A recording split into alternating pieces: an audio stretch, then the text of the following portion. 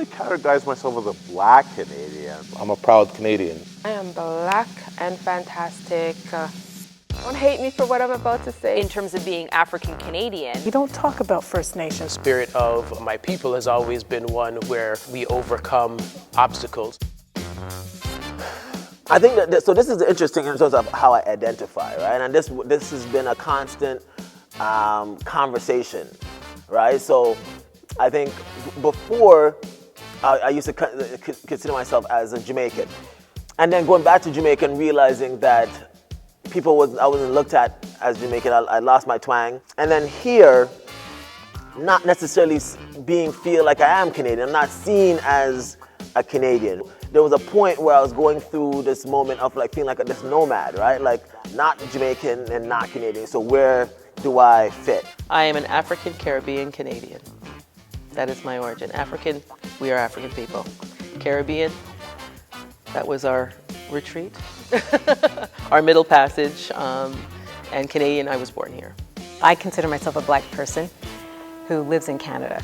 I'm actually not Canadian yet. Although I've been here a very long time. And I don't actually think of myself as a Black American either. I think of myself as a Black woman who is wherever I am at the time that I am. I mean, I do identify politically as an African, but in Canada, I understand myself in many places as others. So it's been kind of like this kind of quilt or patchwork experience. I think that oftentimes it is very affirming and positive to pay homage to where you've come from, because that is phenotypically and genotypically who you are.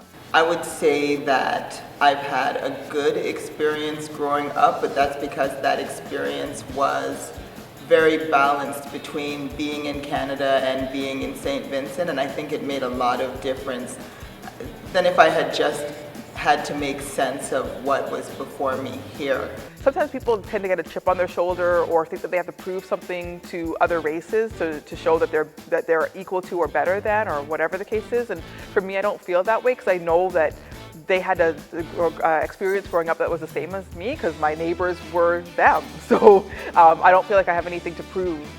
I can remember these incidents where it's like, hey, I feel a part of things, and I could feel my identity sort of cementing into place. So certainly coming to Toronto for me was like going to Mecca. It was this great big clamshell that opened up, and I felt a part of it rather than being gobbled up by it like so many people do coming from a small town to a big city. I'm going to be a significant age in 2 years, and I plan to see my country. I want to see Canada as much as I can, and I have a really healthy respect for it. I like it.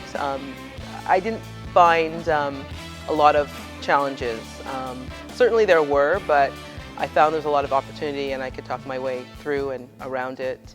I don't know if it would have been as easy living somewhere else. Are we really making progress? I mean, in some ways we have more opportunities. I think we're making individual progress. We see a lot of individuals attaining success.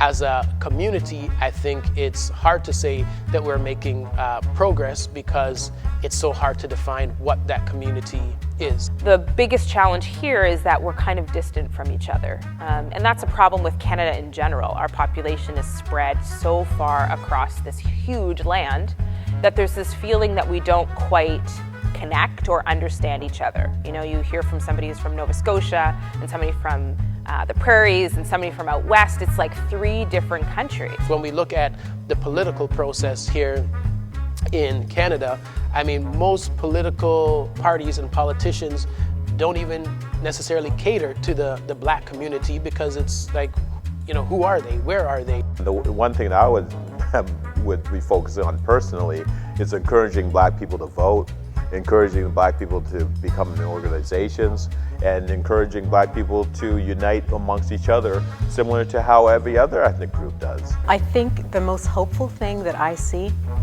is the confidence and the pride that young Black people have in themselves. I think they have a lot less baggage.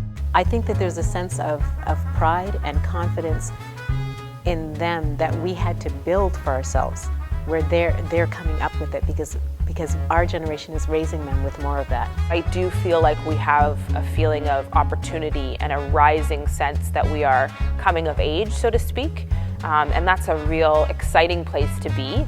I don't feel like we're carrying around backpacks of history. I feel like we're sort of recording and celebrating. I believe that that is dialectical because, of course, we've seen many gains that have been made in society. If you take a look at the kind of social agents of the 30 to 40 years ago realm, in which, you had, for example, the Black Education Project, which talked about Ontario parents of Black children really advocating for their children to see themselves positively reflected in the education system. However, when you take a look at some of the gains that have been made, you also know that with advocacy comes some form of change, but without maintenance, that change can be rolled back, whether it's through policies, whether it's through legislation, etc. So we need to be very careful that indeed the things that we say that we're really advocating for remain. We come into the world powerful, connected, lovable, looking for connection, creative, zestful, all of these things. But stuff happens. Racism happens, classism happens, sexism happens, all these kind of things happen to us. And until we have a chance to go back and tell those stories and heal from those stories, it's going to be hard for us to move forward. There's definitely been hurdles that have been, unnecessary, hurdles that maybe I wish that weren't, in my way. The flip side to that, however, is that those same hurdles, those same obstacles are the reasons why I have attained the success that I have. So at the end of the day, I'm grateful for the skin that I was born in, for the country that I was born in, for the experiences that I've had, because all of them just really affirms that our spirit is one where we can overcome pretty much every limitation that exists except for the ones that we place on ourselves. Yeah, I want a revolution.